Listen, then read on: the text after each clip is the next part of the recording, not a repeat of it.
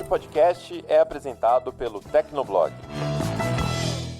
Mas nessa época não tinha nem a proteção de temperatura, né? O processador fritava-se, queimava a ventoinha. É bizarro a gente pensar esse tipo de coisa em 2022. Pois é. Mas, cara, era a realidade. Era uma proteção tão básica que não existia nessa época. Tanto é que a gente tinha um sinal clássico, né, para saber se o seu processador estava superaquecendo ou não, que era simplesmente se ele entrasse em tela azul ou se ele reiniciasse. Ah, tá. Achei que você ia falar se estivesse saindo fumacinha do gabinete. Não, aí se estivesse saindo fumacinha já era, cara. Aí você fritou alguma coisa ali. Se não fosse o processador, algum componente perto. Às vezes sobrava até pra memória RAM. De alguma forma lá ela queimava. Enfim, era uma loucura. Era uma época que pra você ter um PC, você tinha que ter espírito aventureiro, porque sempre dava uns paus loucos assim.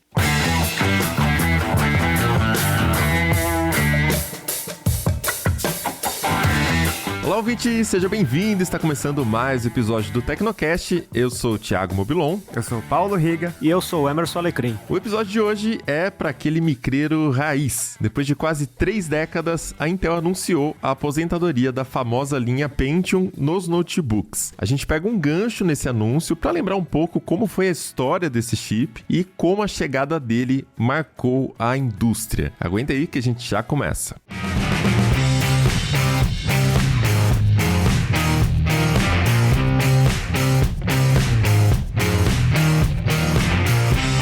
No último dia 16 de setembro, a Intel anunciou aí uma novidade histórica. Depois de quase 3 décadas, os processadores da linha Pentium não vão mais existir. Você que está ouvindo, se for mais velho, se montava computadores na década de 90, com certeza, né, foi marcado aí por algum modelo do processador Pentium. E é uma mudança que se refere primeiramente ali na linha de notebooks, pelo menos por enquanto a marca deixa de existir só nos notebooks. Então a gente acha que isso também possa acontecer no futuro nos desktops. O Alecrim fez a cobertura lá no Tecnoblog dessa notícia da Intel e conta pra gente, Alecrim, o que muda exatamente com a aposentadoria da marca Pentium nos notebooks. Para começar, foi uma notícia surpreendente, né? Ninguém estava esperando por isso, pelo menos não agora, né? Afinal, que nem você disse, já são 3 décadas da marca Pentium, né? Mas, por enquanto, o que a empresa está fazendo é eliminar a marca nos notebooks a partir de 2023 e também a marca Celeron, né? São as duas que são aí com 3 décadas de existência aproximadamente. Nos desktops, a Intel até foi procurada para comentar se haveria alguma mudança nesse segmento, mas ela disse, olha, por enquanto a gente não tem nada para comentar. Mas eu acho bem grande a chance de também essas marcas serem aposentadas no desktop, porque a linha de processadores para notebooks é a principal da Intel, né, em volume de vendas. Hoje, a maioria das pessoas compra notebooks, então faz sentido que esse mercado, esse segmento receba mais atenção. Por outro lado,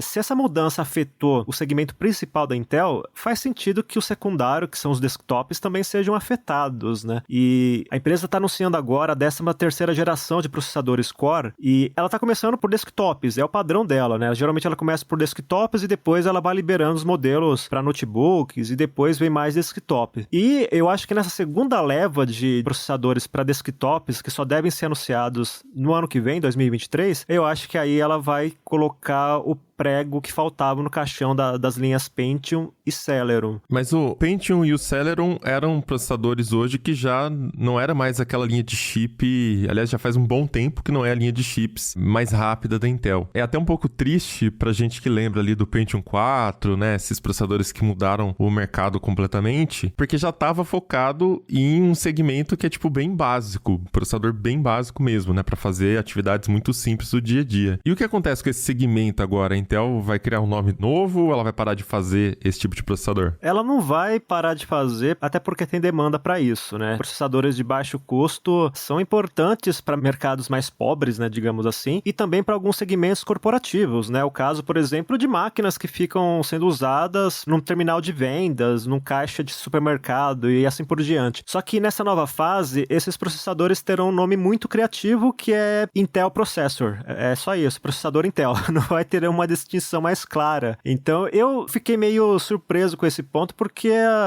a Intel é bem criativa com nomes, né? O Pentium mesmo é um nome interessante. Então, ficou uma coisa vaga e que eu acho que vai servir para confundir os usuários mais leigos, né? Quando surgiu esse anúncio do processador Intel, me lembrou uma coisa que a Qualcomm fez, né? A Qualcomm também é uma empresa que, putz, em questão de nomenclatura é complicado, assim, tá cada vez mais confuso. Mas eu lembro que em 2017 eu cobri a mudança do Snapdragon 200, que virou Qualcomm 200 e alguma coisa. Então hoje tem o Qualcomm 205, o Qualcomm 215, e a Qualcomm chama de plataforma móvel, né? Não gosta de chamar de processador. Se você falar processador pra alguém da Qualcomm, eles vão achar ruim, tá? Então... É negócio de fazer suco, processador pra Qualcomm?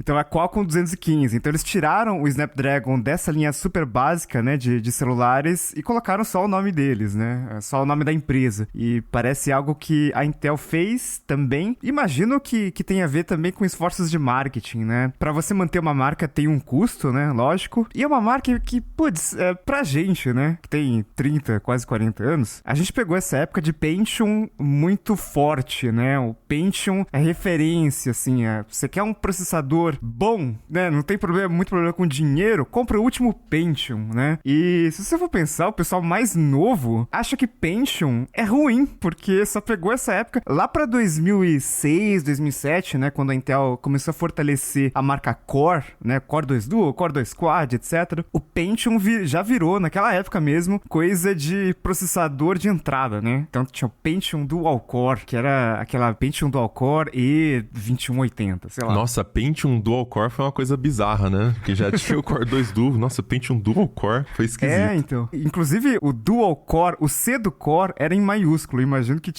eles queriam reforçar a todo custo mesmo a linha Core, né? Então, pra pegar alguma coisa ali, né? Porque Pentium, putz, é uma marca que fez parte da história dos computadores pessoais, né, cara? Então, assim, é uma marca muito referência. E sobre esse negócio de 2023, a Intel, né, abandonar essa marca, pelo menos pra notebooks, não duvido que vai acontecer em desktops também, mas com certeza, bicho, assim, o Pentium, o primeiro, foi anunciado em 22 de março de 93. Eles não vão perder a oportunidade de fazer, tipo, sei lá, um Pentium 30 anos, né, cara? Não é possível, tem que ter uma edição comemorativa. Sabe quando a última Fusca, a última Kombi, que sempre tem uma edição especial? Tem que ter o último Pentium, cara, não é possível. Mas o que eles vão colocar? Vai lançar uma arquitetura nova pro Pentium? Ou é só pra ter uma caixa lacrada ali de cristal, sei lá o que, Pentium Gold? Ah, pô, é legal ter uma caixa lacrada ali de Pentium. O último Pentium, pô, Pentium Last Edition. Leiloar, né? Milhões de dólares ali. Mas bom que você puxou essa história de... O Pentium marcou, né, a história da informática. Sempre que a gente fala dessa parte mais saudosista de história mesmo, eu fico pensando também os primeiros contatos que eu tive ali com computadores, como é que era a interface, qual era o computador, aquela coisa do gabinete amarelado, que no começo não era amarelado ainda, né? Vocês conseguem lembrar, assim, qual foi primeira máquina que vocês tiveram contato? Já era um Pentium ou foi antes ainda da linha Pentium? Olha, no meu caso, começou um pouquinho antes, com 486, que era naqueles cursos de informática que eram bem comuns, pelo menos aqui em São Paulo, a cada esquina você achava um. E nesse primeiro contato, se me lembro bem, era uma máquina com Windows 95. Então, até que pra época era bastante interessante, porque já tinha interface gráfica, né? Não era aquela coisa do DOS. As famosas telas azul também eram bem rotineiras, mas isso era só um detalhe. Tinha o pacote Plus lá, como é que chamava, do Windows 95? Tinha um pacote adicional lá de recursos de mídia, né? Alguma coisa assim, eu não lembro exatamente o nome. Mas a versão que eu tive contato era a versão básica, né? E aí, alguns anos depois, eu tive o meu primeiro PC dentro de casa, esse com Pentium. E era o Windows 98 e era um Pentium 100. Acho que era um Pentium 100. Nessa época, é interessante porque a gente costumava se referir aos Pentiums pelo clock, né? Então, tinha Pentium 50, que acho que foi o primeiro modelo, que era 50 MHz, e depois 66, depois 100. E era uma máquina também com incríveis 32 megabytes de RAM. Então era uma máquina poderosíssima. Eu adorava. E depois ainda tive um Celeron, né? O Celeron é interessante porque eles, ao contrário do Pentium, que hoje foi delegado aos segmentos de chips de baixo desempenho, mas antes o Pentium era topo de linha, como já ficou claro aqui, o Celeron sempre foi uma linha secundária, né? Sempre foi ali algo para quem tava precisando de um computador mais barato, ou então então para quem não precisava de tantos recursos na época. E o meu terceiro computador, já com Windows XP, foi um Celeron. Mas rodava bem, né? Apesar da gente ainda ter o fantasma da tela azul, o Windows XP era um sistema operacional que já tinha menos problemas com isso, né? Então não eram tão frequentes. Então foi uma experiência muito marcante. Cara, eu sou muito mais novo. Esse negócio de 486 eu nem era nascido quando o Alecrim mexeu nesses 486. Então, meu primeiro computador em casa foi lá pra 2004, 2005. E nessa época eu comprei com Pentium 4, que era, nossa, show. Processador, assim, né? Com aquele esforço enorme de marketing da Intel. Tava tomando pau da AMD naquela época. Mas era Pentium 4, acho que foi uma marca que a Intel investiu pra caramba. Com HT, né? Hyperthreading. O meu já era com HT. Era aquele segundo Pentium 4, aquele Pentium 4 Northwood. O primeiro acho que ninguém teve. O segundo foi mais popular, que é de 2002, 2003, mas assim, hoje já chega umas coisas meio atrasadas no Brasil. Naquela época era muito mais atrasado. Demorava um ano pra chegar uma tecnologia nova no Brasil, né? E aí eu tive esse segundo Pentium 4, que era talvez um Pentium 4 melhorzinho ali. Depois teve uma atualização que chamava Prescott, que, putz, tinha muita piada, porque esquentava pra cacete o bichinho. E a AMD era muito mais frio e tal, né? Então tinha toda aquela briga de AMD e Intel. Acho que nessa época foi muito mais pronunciada. Mas meu primeiro computador foi com Pentium 4 e eu tenho boas lembranças dele. Durou um bom tempo até eu trocar, até eu montar um novo computador e aí já foi com a AMD. A AMD já tava com custo-benefício bem mais interessante. Mas eu lembro com muito carinho do Pentium 4, 2.8 GHz. Olha que clock incrível, 2.8, cara. Quase 3. Então era bem impressionante. Não, eu lembro a primeira vez que eu vi um anúncio de um processador com 1 GHz. Eu falei, meu Deus, como assim? Isso é possível? 1 GHz, né? É a hora que ultrapassava essa barreira, até memória RAM também, né? Nossa, memória RAM de 1 GB. E eu ainda tava usando, sei lá, 128 MB na época. Então, você ficava chocado imaginando como é que era a velocidade desse computador, né? Acho que tentando multiplicar na cabeça. Sei lá, o meu tem 200 MHz vezes 5. Nossa, eu pensei no aplicativo, ele já deve estar aberto. Só que a gente não tinha noção também do quanto um HD físico naquela época segurava, né, a performance da máquina. O meu primeiro contato com o computador, eu acho que foi um 286. Não é por eu ser velho, talvez seja, mas talvez tenha sido já nos anos 90, no comecinho dos anos 90, assim, que eu usei o 286. E foi uma coisa, tipo, meu pai, ele tinha acabado de ficar desempregado, foi na crise ali, né, antes do Plano Real, e foi demitido lá da empresa que ele trabalhava e tal. E aí, ele teve a ideia de pegar uma câmera de algum parente, não sei, e começar a oferecer serviço de casamento, assim, fotografia, filmagem e tal. Enfim, ele foi desenvolvendo aos poucos, né? Óbvio que eu não lembro detalhes, porque eu sou de 86, então devia ter meus 5 anos nessa época. Mas, no meio dessa história, ele montou um 286 que ele usava de gerador de caracteres. Então, tinha uma mesa de edição simplinha e tal, e o computador era onde ele usava ali pra gerar os caracteres. Eu não lembro de detalhes, né? Porque ele teve o 286, que ele usava junto com o meu tio, depois um 486, que eu já lembro um pouquinho mais, eu lembro de jogar o joguinho do Robocop no MS-DOS, né? Mas aí o primeiro que eu fui usar de verdade, que também era do trabalho, né? Era dele, era um Pentium 200. Então aí acho que meu primeiro contato com a linha Pentium começou no 200 MMX já. Teoricamente com recurso pra multimídia, só que eu não tinha a parte multimídia do computador, tinha só o gabinete, monitor e mouse.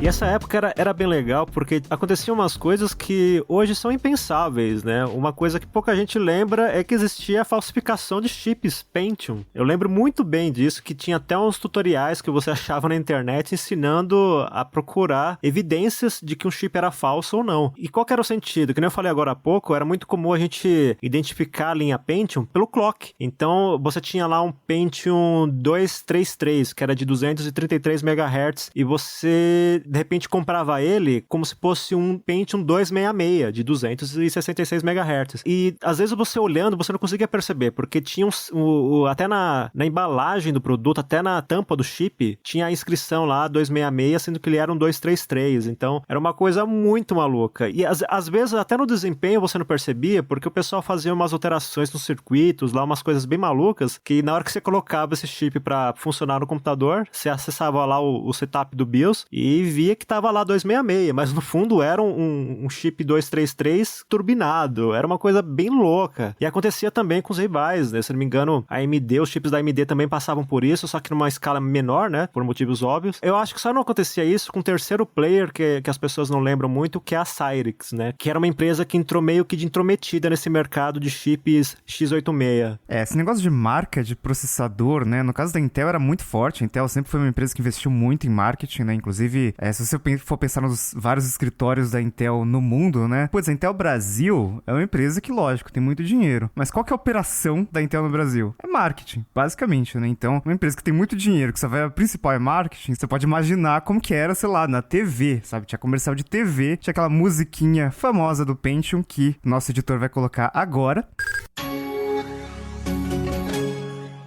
Achei que você ia cantar a musiquinha pro ouvinte. Não, Deus me livre. E aí, você tinha muitos daqueles selinhos de processador, né, que tem até hoje, mas era muito forte, assim, vê se tem o selo ali do Pentium 4 ali, pra ver, né, se aquele computador tem processador Intel, né, o famoso Intel Inside, e a Intel tinha umas ferramentas muito loucas, uns aplicativos, uns programas, né, como a gente falava naquela época, pra você checar se o seu processador Intel era original, assim, então mostra bastante, né, a força da marca, né, então as pessoas pagavam para ter Intel, né? E a Intel, lógico, se beneficiou muito disso e até influenciou outras empresas a correrem atrás disso também. Uma coisa que eu lembrei agora, que também tem relação com essa coisa de falsificação, é que eu falei agora de Pentium 233 ou Pentium 266. Na verdade, é Pentium 2 número 233, ou seja, já era a segunda geração de chips Pentium. E essa segunda geração, Pentium 2, tinha uma característica que é bem interessante, que ela tinha formato de cartucho. Não sei se vocês lembram disso. Era um chip que você colocava como se fosse um cartucho de videogame na placa-mãe. Sim, eu vi pessoalmente, acho que no museu, sabe? Mas era muito diferente, assim. Muito. Né, eu tive um Athlon 900 que era de cartucho. Aliás, um deles, inclusive, dava problema pra caramba. O computador desligava do nada, mas era bem curioso. E a Intel criou isso não necessariamente para fugir de pirataria, digamos assim. Até porque esse Pentium 2, mesmo sendo um cartucho, ele também foi falsificado. Me parece que era um esforço para ela fugir um pouco da concorrência, porque esse Pentium 2, ele tinha um slot que era chamado simplesmente de slot 1, que ao contrário dos anteriores, era patenteado, ou seja, só a Intel podia usar esse tipo de slot. E aí qual que era a lógica? Era uma plaquinha, na verdade, aí dentro dessa plaquinha tinha o slot 1, e aí você colocava o chip lá dentro, e depois essa plaquinha era recoberta com cartucho de plástico que você encaixava na placa-mãe, ou seja, era uma plaquinha que levava o processador e essa plaquinha era encaixada na placa-mãe. E dentro dessa plaquinha tinha esse slot 1, que era essa coisa patenteada, que ela usava para disputar, para tentar afastar um pouco a concorrência da AMD, principalmente da AMD, né? Porque a Cyrix tentava ali chegar perto, mas não tinha muito sucesso. Mas aí, como a gente viu também, não foi uma ideia que foi pra frente, né? Primeiro porque tornava um pouco mais complexo, nas gerações que surgiram depois, manter esse esquema, porque você mantinha componentes naquela plaquinha, e aí era uma coisa mais complexa de fazer, e segundo também porque ocupava um espaço considerável dentro do desktop, né? Não era uma coisa muito prática, né? Mas é um marco na história também do Pentium, né? Esse cartucho era uma coisa bizarra, mas naquela época parecia uma inovação, né? Porque remetia a cartuchos de videogame. E vocês lembram, assim, dessa época de Pentium 2 e Pentium 3? Porque o Pentium 2 e o Pentium 3, que eu acho que foi, sabe, o Pentium 3 deve ter sido o ápice de vantagem de desempenho da Intel, né? O Pentium 4 a AMD acabou chegando. Mas tanto o Pentium 2 quanto o Pentium 3 tinham a mesma microarquitetura, né? Que era o P6. E o Pentium 4 já era uma coisa nova ali, que não deu certo. Tanto não deu certo que os processadores Core eram baseados no Pentium 3, né? Então o Pentium 4 foi meio que jogado no lixo, assim, né? Basicamente. Gastaram tubos de dinheiro ali com marketing, inventaram um monte de coisa, tinha aquela briga dos gigahertz que a Intel forçou bastante e todo mundo correu atrás, né? Não só a AMD, mas também a Apple ali com a IBM, né? Mas o Pentium 2 e o Pentium 3 tinham uma microarquitetura que era muito eficiente. E aí os concorrentes conseguiam bater, conseguiam chegar perto disso? Olha, chegar perto até chegavam, mas não era aquela coisa que a Intel conseguia promover, né? Porque a Intel, ela tinha, que nem você mesmo deixou claro, ela tinha o marketing dela a favor, né? Eu lembro que a AMD conseguia trazer alguma vantagem para os produtos dela por conta da questão do consumo e do aquecimento, que eram um pouco menores, mas isso é sempre relativo, né? Porque naquela época a gente tinha um problema muito sério, eu lembro bem disso, de que se você colocasse pouca pasta térmica ou pasta térmica demais, já influenciava no desempenho. Isso acontece até hoje, mas naquela época esse tipo de problema era mais comum. Por isso que a gente gastava mais dinheiro comprando uma pasta térmica de cerâmica, que era mais eficiente. Tinha essas coisas.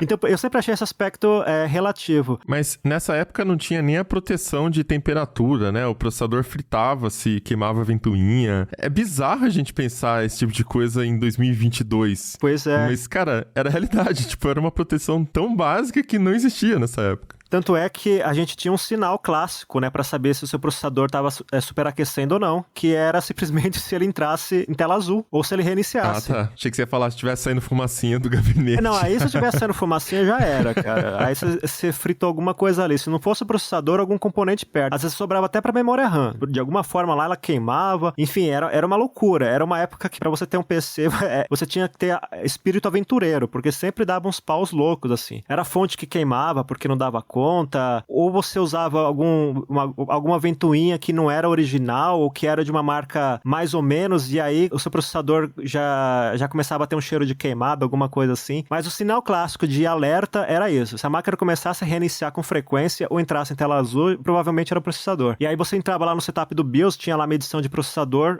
a medição de temperatura em algumas máquinas, geralmente nas placas-mães mais avançadas, e aí indicava ali que a temperatura estava um pouco alta e você tinha que tomar alguma providência. Mas essa parte do Pentium 4, que ele foi, talvez não um fracasso em todos os sentidos, mas foi realmente algo menos popular do que é o Pentium 2, por exemplo.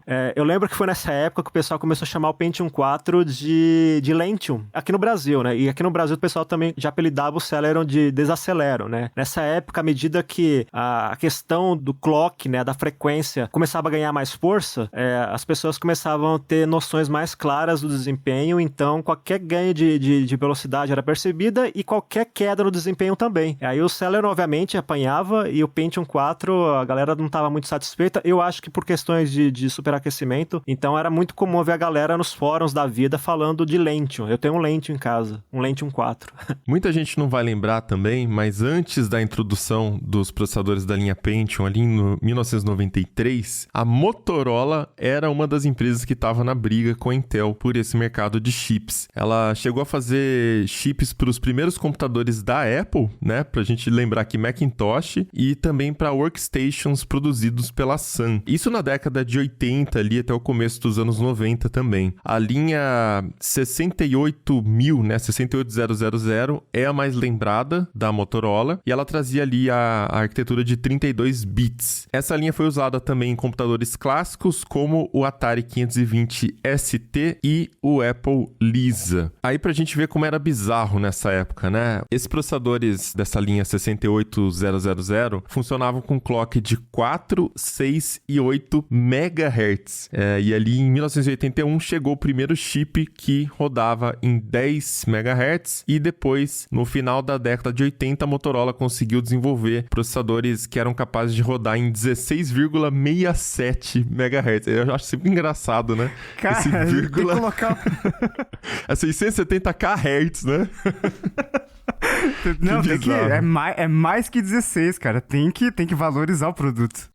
Mas enfim, aí no começo da década de 90 foi a época que a Motorola não conseguiu mais concorrer. Ela chegou a desenvolver um chip RISC, que foi o PowerPC, junto com a Apple e a IBM. Era uma tentativa de combater a dupla Intel, Microsoft e Intel, né, com o Windows e os processadores da Intel, mas a história, vocês já devem saber, não deu certo, né? Motorola acabou se dedicando em outras coisas que ela fazia mais sucesso, que eram videogames, pagers, roteadores, impressora, PDA, sei lá, aquelas tecnologias do começo da década de 90. O que ainda assim é uma coisa muito louca, né? Porque porque quando a gente pensa em Motorola, a gente pensa em celular, né? No máximo, quem conhece mais a fundo a tecnologia vai lembrar, sei lá, de tecnologia de telecom para empresas. Agora, processador da Motorola parece uma coisa tão distante hoje, né? Mas tinha em vários lugares. StarTAC, né? Essa época aí, acho que era a época do StarTAC, começo da década de 90, metade. Por aí. Acho que depois até um pouco, né? Eu já não me lembro dessa parte. Mas acho que a década de 90 foi uma década de ouro realmente para a indústria de processadores, porque foi quando a gente viu surgir essa rivalidade entre Intel e AMD. No começo, até tinha essa coisa da Intel utilizar a nomenclatura em números, né? Que era 80 e aí o número. Então, 80.286, 80.386, 80.486, que a gente abrevia para apenas o final. 286, 386, 486. E aí, ela lançou o Pentium porque, por ser uma numeração, ela não podia fazer registro de marca. Então, a AMD também estava lançando processadores com nomenclatura parecida e corria esse risco de os consumidores confundirem as marcas, né? A AMD meio que surfar na onda da Intel ali por conta do nome. Então, ela acabou escolhendo essa marca Pentium, né? Aí está a origem do nome Pentium, né? No começo em 1993. Inclusive, esse negócio de marketing, a Intel sempre foi muito forte, né? Quando você falou do MMX, se você for pesquisar a história do MMX, na real, né? Todo mundo pensa que é negócio de multimídia, mas na real, MMX não significa nada. É porque também estava relacionado a uma questão de patente, porque você não podia patentear números, né? Por isso que inventaram o nome Pentium ali, e você não podia patentear siglas. Oficialmente, MMX não significa nada, mas inventaram algum tipo Multimedia Extension, mas tem um negócio que é Matrix Math Extension, sabe? Ah, você diz as letras, não tem uma palavra? É. Ah, entendi. É simplesmente um nome que a Intel quis registrar, assim, pra fortalecer. É um Pentium com alguma coisa a mais, sabe? É, instruções, né? Tinha um conjunto de instruções pra facilitar a execução de áudio, vídeo em programas. É o que eu sei, é o que eu me lembro, assim, por cima.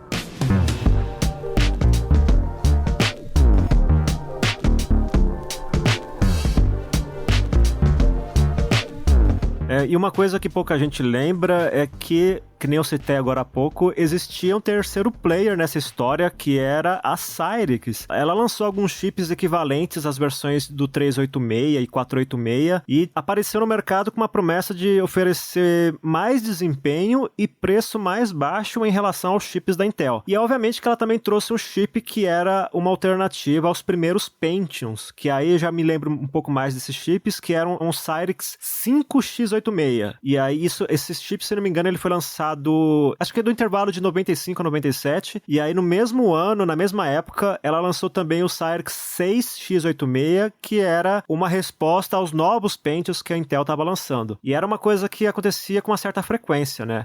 Se hoje, por exemplo, a Intel tem Core i9, Core i7, Core i5, etc., naquela época a base era Pentium, então era um Pentium atrás do outro que a empresa lançava. E aí a Cyrix tentava acompanhar. E era interessante porque a Cyrix usava uma nomenclatura que fazia uma referência aos Pentiums. Então, por exemplo, esse Cyrix 6X86 que eu falei agora há pouco, ele era seguido da inscrição P166, que era uma referência a Pentium 166. Então, era assim, era um jogo de gato e rato, praticamente, né? Por que a AMD conseguia ser uma rival da Intel? Porque ali, quando a IBM começou a fazer com mais frequências o IBM PC, né? O projeto que a gente conheceu como IBM PC, ela exigia que houvesse uma concorrência, né? Acho que era uma forma de evitar monopólio e tal. Então a arquitetura x86 acabou sendo licenciada também para AMD. Só que a Cyrix não tinha esse tipo de acordo. Ela não tinha uma licença tão ampla como a AMD para explorar esse mercado. Então como é que ela fazia para entrar nessa briga? Basicamente era uma engenharia reversa ferrada. Os caras tinham engenheiros muito bons para isso e conseguiam fazer uns produtos que realmente chamavam atenção.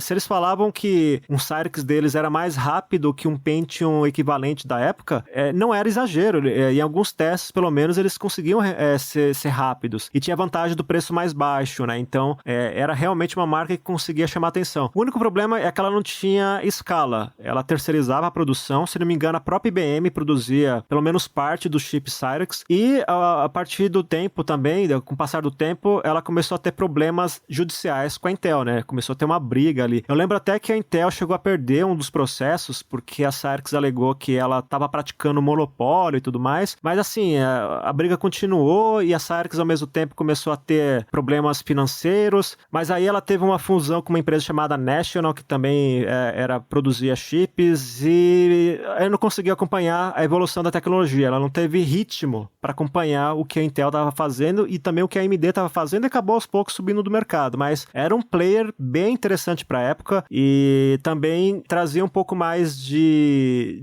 digamos, democracia para esse mercado, porque ela conseguia atender segmentos que, se dependesse do Pentium, eram negligenciados por causa do custo, né? A Intel tinha um pouco mais de marketing, como a gente já deixou claro aqui, mas também cobrava mais caro por isso, né? Então, a busca por alternativas mais baratas era uma constante na época. Legal essa história de ter concorrentes, né, no mercado de processadores, né? Porque durante muito tempo, hoje a gente tem Intel, tem AMD, agora tem Apple, né, querendo, né, pegar esse lugar aí também, mas você tem várias empresas que licenciaram a arquitetura ARM e hoje você tem uma noção de que você tem vários concorrentes ali, né, fabricando processadores e tal, mas durante muito tempo a Intel foi muito hegemônica e nessa época aí, né, começo dos anos 2000, eu lembro que tinha outra empresa chamada Transmeta e eles tinham vendas no Brasil, tinha alguns, já acompanhava notícias de hardware naquela época, né, meio dos anos 2000, lá para 2005, 2006 e tal, tinha um processador chamado Transmeta Crusoe, que era um troço muito louco, porque ele emulava a arquitetura x86, não era, tipo, nativo, assim,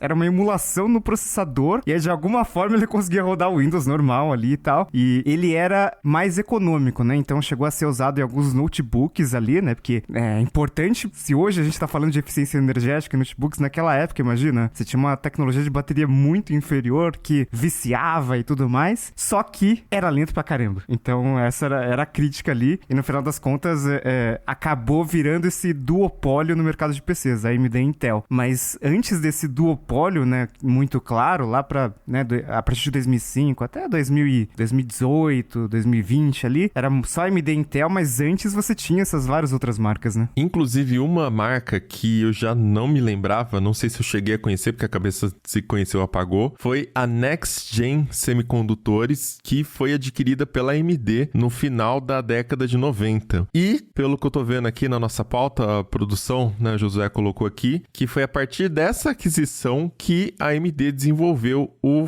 K6, processador K6 que competia com a linha Pentium 2. Aí o Josué colou aqui um review do Tom's Hardware de 6 de abril de 1997, onde a primeira linha fala assim, ó: o Pentium MMX é agora um processador completamente obsoleto. O K6 233 vai ser mais barato do que o Pentium MMX 200 e é mais rápido do que esse processador em qualquer aspecto. Traduzindo aqui ao vivo, né?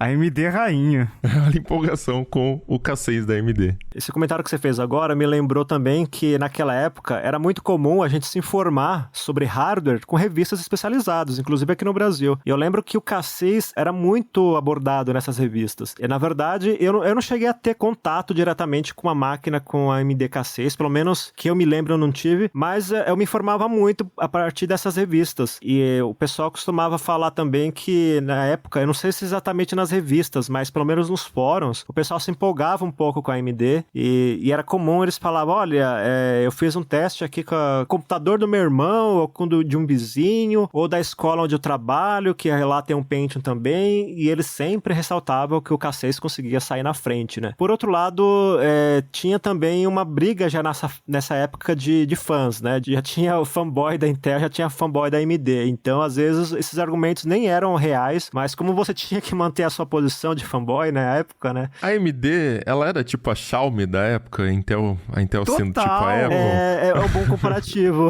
É um bom comparativo. Tipo mais barato e melhor, né? Tipo... Você tinha uma empresa que não necessariamente tinha a melhor tecnologia em números crus ali, mas o marketing fazia com que todo mundo conhecesse aquela empresa. Todo mundo, assim. Ah, o que é computador? Ah, Intel. Intel era praticamente sinônimo, enquanto que a AMD era aquela marca dos especialistas de hardware, sabe? sabe? Enquanto que Xiaomi, o que é, basicamente? É a empresa que atende essa galera que gosta de ver números, gosta de ver benchmarks, que compara um celular com o outro. Essa galera bem mais nerd, né? Mais técnica ali. Mas era uma delícia essa época, porque você pegava os comparativos, tanto nas revistas quanto nos fóruns, aí o pessoal dava os detalhes de megahertz, sabe? Ou então de desempenho, assim, usando uns benchmarks que eram bem, digamos, rudimentares. Então era uma coisa, era o que o pessoal chamava na época, né? De escovação de bits, né? O cara entrava no setup do BIOS e fazia uns ajustes ali, não era só overclock, né? Tinha vários parâmetros, o pessoal mexia com memória também. Cara, era uma loucura, assim, mas era muito divertido. Porque, assim, naquela época, o legal não era só ter a máquina mais poderosa, era ter a máquina mais otimizada. Era extrair o máximo daquilo que você já sabe que não é muito forte, né? Exato. Então, às vezes você ficava feliz só de ter aumentado a quantidade de memória RAM. Sei lá, eu tinha 256, eu passei pra 512. Aí, quando você fazia esse upgrade,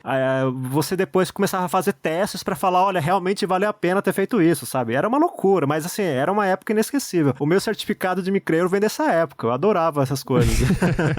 O que eu me lembro é que era um pesadelo. Toda vez que eu formatava o computador, eu tinha uma lista de registros do Windows que eu ia lá desativar, porque, fica mais rápido o Windows se eu desativar tudo isso aqui. E, eventualmente, alguma coisa dava pau, porque eu desativei alguma coisa que não podia, mas eu ia meio que no acerto e no erro, né? Aprendendo o que eu precisava ou não deixar ativado ali. Mas enquanto a gente conversava aqui do K6, eu fui até pesquisar o K7, que foi o sucessor da AMD, já recebendo ali o nome Athlon, lançado em 1999. E o K7 também tinha aquele formato de cartucho que o Alecrim tava falando agora há pouco. E eu tive o K7 900 da AMD, que era essa versão de cartucho, né? Então, esse foi o meu primeiro computador que, na verdade, eu não comprei, né? Eu fui juntando peças de vários lugares, assim, de parente, placa-mãe de um lado. O meu tio trabalha ainda no CPQD, né? Centro de Pesquisa aqui em Campinas. E, cara, tem muito lixo lá eletrônico, né? Então ele ia trazendo peça que tava, assim, no lixo e eu ia combinando, vendo o que funcionava ali. Então eu tive 2 cartuchos desse cassete. Eu lembro que, acho que um era de 1 GHz e o outro era de 900. O de 1 não funcionava. Ele funcionava um pouquinho, o computador desligava. Esse de 900 foi o que eu usei por um tempão. Então era uma máquina bem Frankenstein, assim. Aliás, foi nessa máquina que o Tecnoblog nasceu. Olha, lembrei agora. Foi nesse Athlon 900 de cartucho. Foi nessa máquina que eu criei o Tecnoblog lá atrás. 2004, 2005, né? Que eu comecei a mexer com isso. Então, memórias. Momento emotivo do Tecnoblog. Mas é engraçado, né? Essa coisa do meu tio me trazer peças, né? Eu lembro também, às vezes, peças que ficavam aqui de Pentium 200, de 486. Óbvio que nem tudo era compatível, né? Pra gente emendar. Mas me lembro um pouco como era a cultura daquela época de você ir combinando peça, de você tentar juntar peça, trocar ali com alguém alguma peça, pra tentar montar uma máquina um pouquinho melhor, né, Alecrim? Você tava falando até da eficiência aí. Era meio que uma cultura divertida pros jovens daquela época, né? Era muito divertida. E era moda, praticamente, né? Você sempre tinha alguém na família, um sobrinho que montava PC, né? E hoje ainda tem gente que monta, mas é basicamente para PC gamer. Naquela época, não. Até para você montar um PC mais simples, você ia aqui em São Paulo, por exemplo, na Santa Efigênia, comprava as peças e depois voltava para casa e montava. Assim, era um hobby, sabe? Era divertido pra caramba. Hoje em dia, notebook, né? Você não fica montando um PC mais... Você até, assim, eu até monto ainda.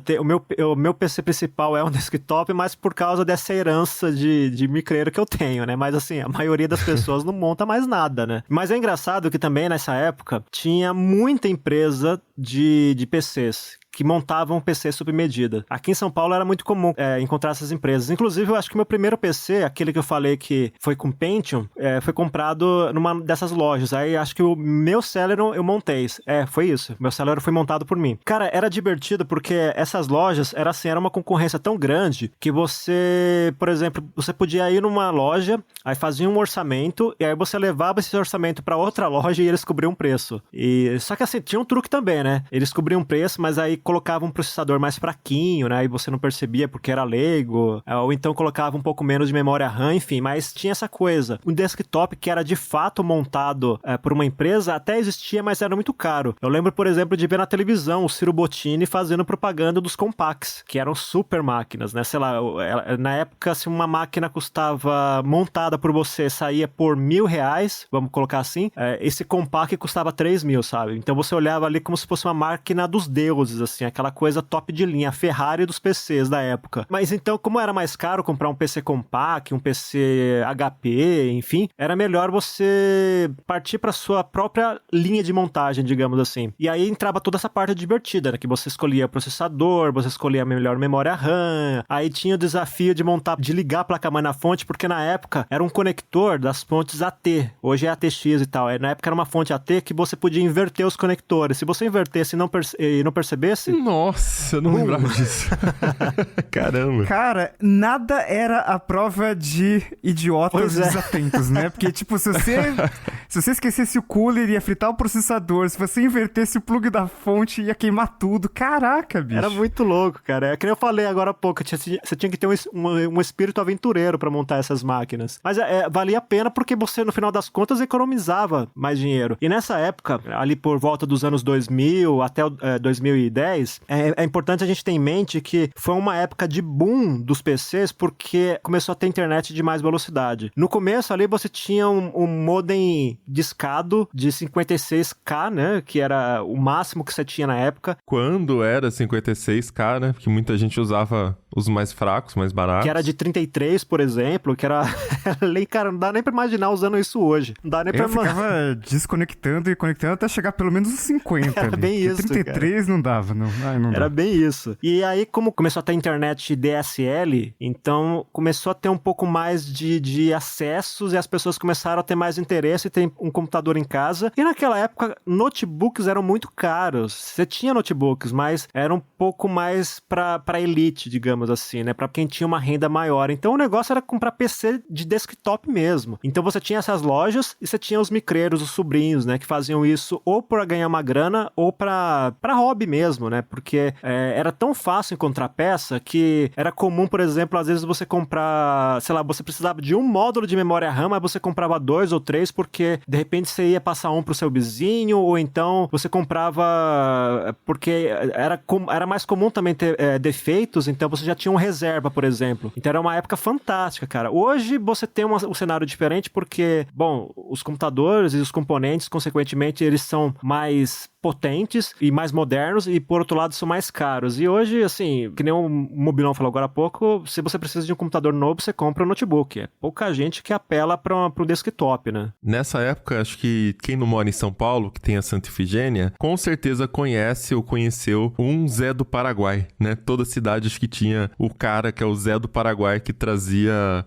peças do Paraguai. Porque, cara, era muito caro comprar qualquer coisa no Brasil. E aí sempre tinha esse cara que trazia do Paraguai e ficava bem mais barato. Às vezes ele montava, às vezes você que tinha que montar, né? Podia acontecer o lance do barato ficar caro aí, você inverter a ordem do cabo AT, mas, enfim, era o jeito que a gente se virava, né? Nessa época aí. Cara, aqui em São Paulo tinha sacoleiro, tinha excursão de sacoleiro pra Foz do Iguaçu, e aí o pessoal atravessava e comprava um monte de peça. E naquela época, ali por volta dos anos 2000, o dólar tava quase ali que de 1 para 1 pro real. Então, assim, era vantajoso você viajar e gastar ali com a passagem de ônibus, com a alimentação e tudo mais, e aí você comprava as peças e outros eletrônicos também, não era só componentes de PC, enchia a sua sacola lá e voltava para São Paulo com dinheiro sobrando ainda, né? Em relação ao que você gastaria se comprasse as peças em revendas oficiais aqui dentro. Era uma época mágica para quem era micreiro. Dava para voltar até com o Walkman, né? Dava, cara. Você comprava fone de ouvido.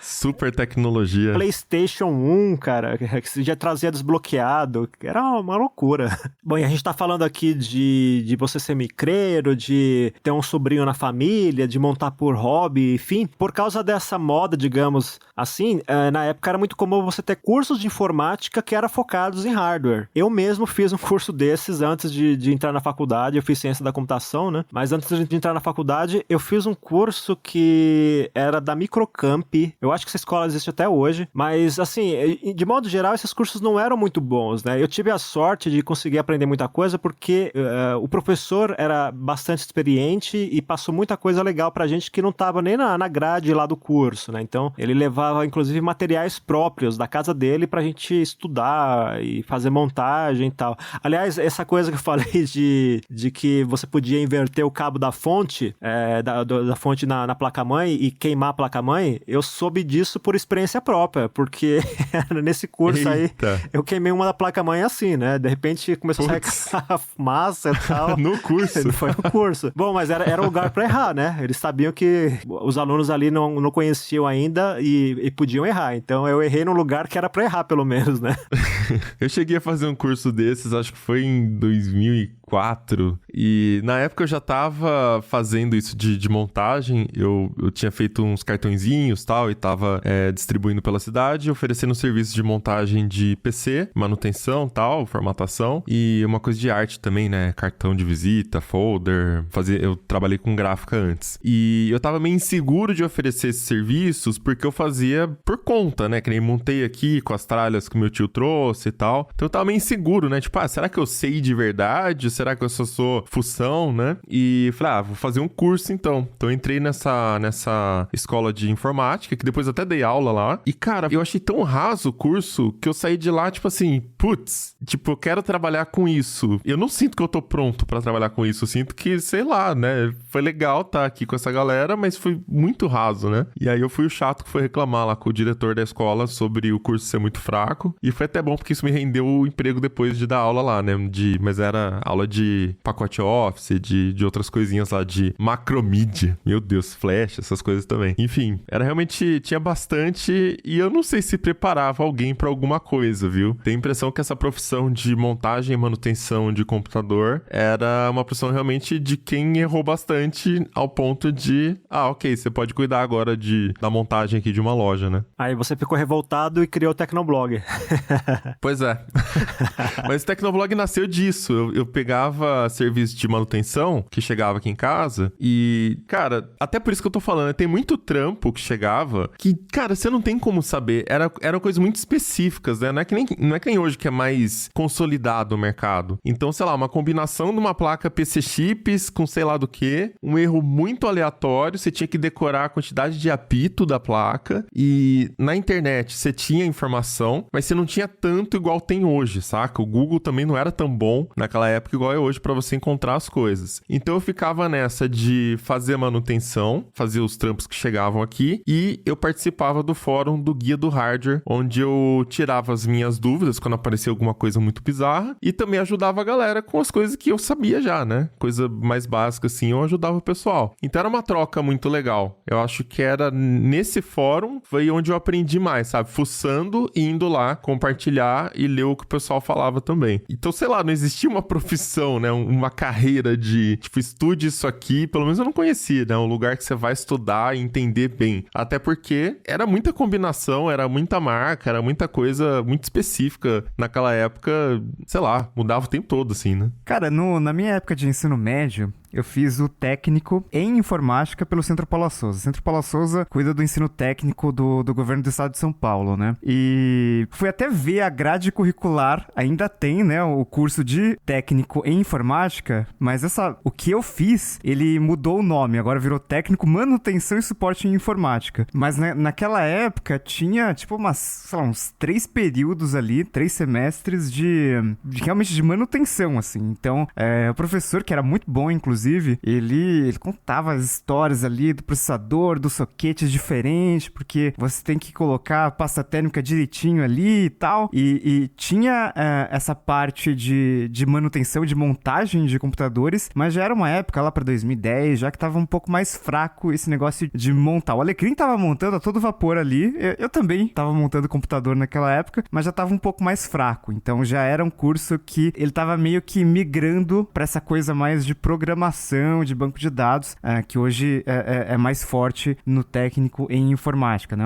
É tipo um mini ciência da computação hoje em dia, né? Naquela época ainda tinha muito mais esse negócio de manutenção, de montagem. Naquela época, assim, na minha turma, ninguém queimou nada, não, mas tinha todo um medo que as pessoas colocavam em energia estática, né? Cara, não, cuidado, tem que descarregar energia estática. Aí você colocava aquela pulseirinha ali, né? Pra descarregar a estática, porque senão vai queimar o processador e tal. Mas de qualquer forma, era uma época legal, porque sempre dava aquele suspense, aquela emoção quando você montava um computador, ou quando você desmontava e montava de novo, apertava o botão de power e ligava e dava tudo certo, assim. O cooler começou a girar, então, né, não vai queimar o processador, deu tela, né, mostrou alguma coisa ali do BIOS ali, mostrando o modelo do processador, tela de boot do Windows, show, maravilha, deu tudo certo, ufa.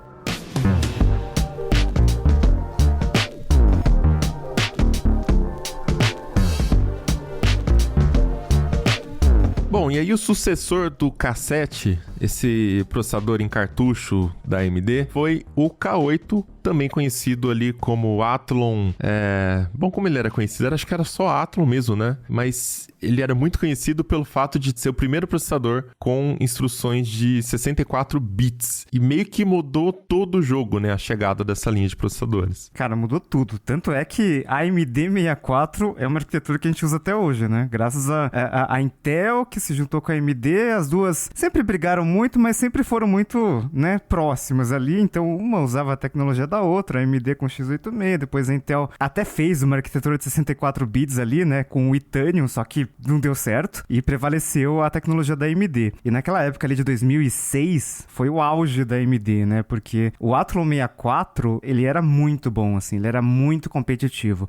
Os anteriores, né, os primeiros Athlons, eles eram bons, eles tinham custo-benefício legal, só que o Athlon 64 era realmente Xiaomi, era melhor e era mais barato do que Intel, porque Intel gastava muito mais com marketing e colocava isso, lógico, né, no valor do processador. E nessa época, inclusive, foi uma época meio única nesse mercado de processador para desktop, porque a AMD chegou a passar a Intel em market share e durante um tempo ficou 50-50, assim, que era uma coisa impensável, né? Mais recentemente, assim, lá para 2015, 16, que acho que foi uma época bem difícil ali para AMD, né, que a Intel tava dominando muito com a linha Core já, era o negócio 80-20, assim, era muito absurda a vantagem da Intel. Mas nessa época a AMD tava muito forte. E tava tão forte que a gente falou mal do Pentium 4, né, no começo do Tecnocast. E o Pentium 4, ele é uma arquitetura que, no final das contas, foi meio que jogada fora, né, o Core já era baseado no Pentium 3, então o Pentium 4 foi meio que esquecido, porque esquentava muito e o foco ali tava nos gigahertz, né, tinha aquela briga dos gigahertz. A Apple também com a IBM falando, a gente vai lançar o primeiro Mac com 3 GHz. E a Intel já estava chegando ali, já tinha até passado 3.06 GHz. E a AMD com o Athlon 64 tinha uma vantagem de desempenho tão boa que o Athlon 64 ele tinha uns modelos assim, tipo Athlon 64 2800 mais. Só que 2800 remetia ao Pentium 4 de 2.8. Só que o Athlon 64 2800 mais, ele rodava a 1.8. Então, com o processador de 1.8 GHz, a AMD conseguia competir com o Pentium 4 de 2.8. Então, obviamente, esse negócio de frequência influenciava muito na temperatura, por exemplo, né?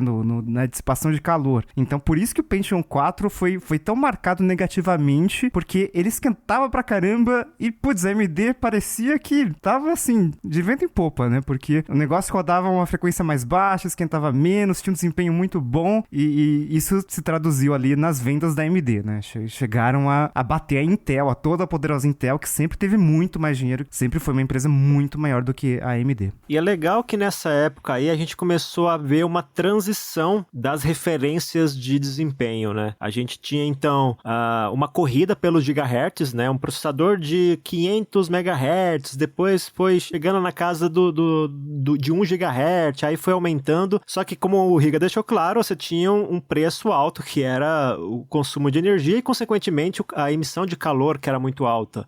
No caso da Intel, especificamente, depois que eles introduziram a linha Core, começou então a ter um sentido diferente. Os parâmetros de desempenho passaram a ser baseados principalmente na quantidade de núcleos. Então, hoje você tem aí processadores falando de alto desempenho de 24, 32 núcleos, é uma coisa maluca. Mas começou com dual core, né? Você tinha um chip de 2 núcleos, depois vem os quad cores, depois os octa-cores, e aí os hexa-cores aparecendo ali em alguns chips. Mas hoje a gente não se preocupa mais com gigahertz, né? Com frequência. Eu lembro que na época do Pentium 2, era uma corrida, de fato, né? Se você tivesse um processador de, sei lá, de 200 MHz, você queria fazer algum overclock para fazer ele chegar a 266. Hoje ainda tem isso. Você pega, por exemplo, os lançamentos da Intel, você vai ver lá que eles falam o clock padrão, mas também tem um clock em boost, né? Ou em turbo, que é quando você eleva a frequência para cima daquela base que o chip trabalha. Hoje, com esses modos turbo, com esse modo boost, você consegue fazer o chip ultrapassar a barreira de 5 GHz. E isso é interessante, né? Mas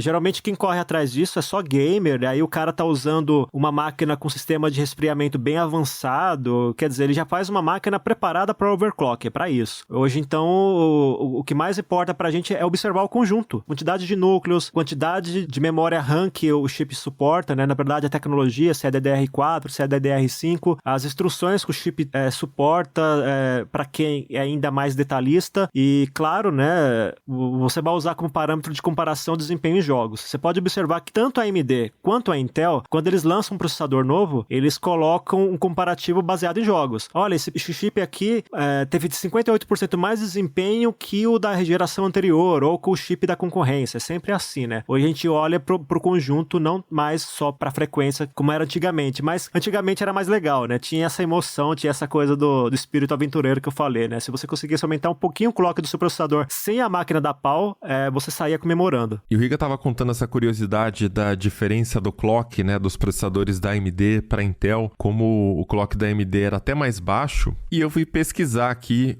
o primeiro processador que eu comprei, né, a primeira máquina que eu montei, que foi ali em 2007, já na época, com a grana do Tecnoblog, aí 2007 foi quando eu tava abrindo o CNPJ do Tecnoblog, tinha 2 anos, ganhando a primeira grana com o Mercado Livre, e enfim, falei, vou montar uma máquina boa agora, do jeito que eu sempre quis. Enfim, foi esse Athlon 3800+, e tô vendo aqui o clock dele, já não lembrava de nenhum detalhe, ó. Ele é de 2004, o processador, e o clock de 2.4, a frequência máxima dele. Mas, né, a nomenclatura 3800+, e até aqui no site tem comparativos, né, com outros processadores, e a gente vê, por exemplo, o Core 2 Duo E6320, que foi lançado até alguns anos depois, esse aqui é de 2006, 2007, então pelo menos 2 anos mais novo esse processador, e o meu Athlon entregava a mesma performance dele, sendo um núcleo só, né? Então, assim, óbvio que a gente tá olhando um benchmark aqui, sei lá, né, como é que foi feito, mas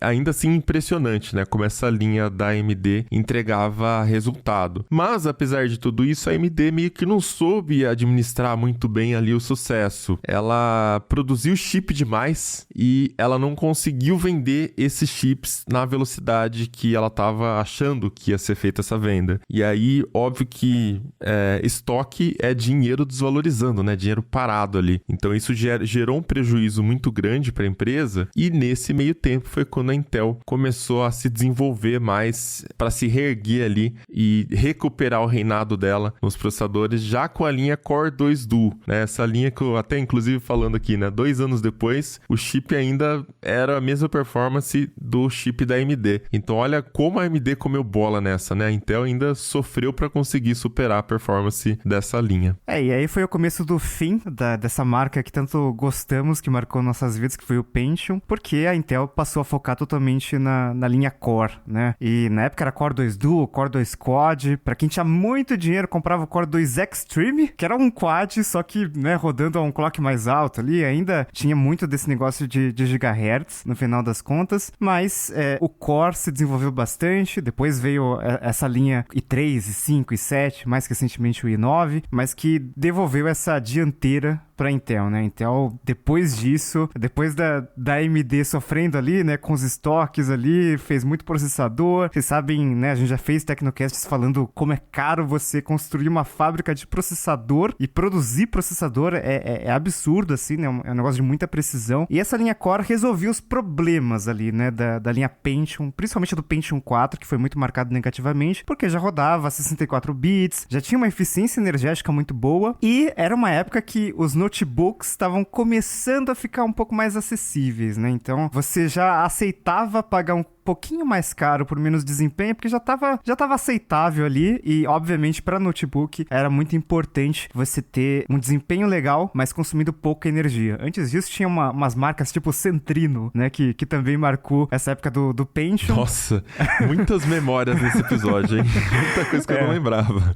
Mas a linha Core já resolveu os problemas da Intel, resolveu os problemas de competitividade com a AMD, né? A AMD tava sofrendo, a Intel conseguiu se reerguer e virou padrão, tá aí até hoje, deve durar por muito tempo. Só que, obviamente, né, naquela época o Pentium já tinha uns 15 anos de mercado, né? E era uma marca que então investiu muito, muito, muito. Então naquela época decidiram manter a marca Pentium, mas era Pentium Dual Core, né? E você tinha um Core 2 Duo, que era a linha básica, e você tinha um Pentium Dual Core, que era o mais básico ainda. Era bem confuso, né? Qual é a diferença, né, dos dois processadores? Acho que ficou muito confusa essa fase.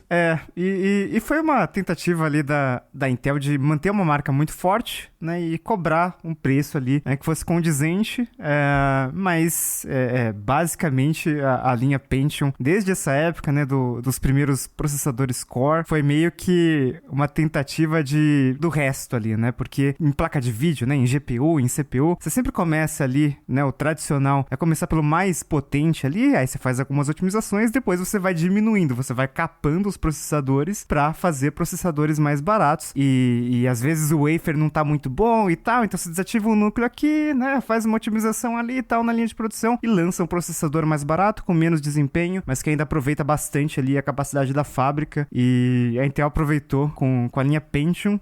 Acho que nessa época nem tinha o Celeron ficou esquecido por um tempo, porque o baixo custo ali era o Atom, né, mas o Pentium durante muito tempo acabou sendo o processador barato, né, da Intel. E outra coisa que mudou nessa época também, com a introdução da linha i, é que a gente não tinha mais a quantidade de núcleos no nome do processador. Então, quando começou essa coisa de mais núcleos, inclusive o 64 estava no nome do AMD ali, né, do Athlon. A quantidade de núcleos também. AMD Athlon 3800 X2, depois X4. Então você já imaginava, né? Nossa, tem 4 núcleos. A Intel também com Core 2 Duo, depois o Pentium Dual Core. E aí eu lembro que quando lançou a linha i, que não tinha nada, eu fiquei, mas peraí, 3 são 3 núcleos e 5 são 5 núcleos, né? Tipo, logo que eu vi a marca a primeira vez, eu fiquei com um pouco com essa confusão. Eu pensava a mesma coisa. Né? Mas de repente não, só abandonamos a marca, né, de ter o número na nomenclatura do processador e virou uma coisa tipo, todos têm, né? Então não precisa mais falar. Então é isso, vamos chegando ao final de mais um episódio do Tecnocast. Muito bom lembrar, né, essa história toda e como era legal essa fase de montar computadores. Então manda pra gente também seus comentários, qual foi o seu primeiro chip que você lembra que você teve contato. Comenta lá na comunidade.tecnoblog.net ou comenta direto pelo Twitter, é só marcar o @Tecnocast. Se quiser falar direto com a gente, eu em todas as redes sou @Mobilon, @Paulo Riga e @Elecrim. E este Tecnocast foi produzido pelo Josué de Oliveira, editado pela Raquel Igni e a arte da capa é do Vitor Pádua. A gente fica por aqui, voltamos com outro episódio semana que vem. Até lá. Tchau. Até a próxima.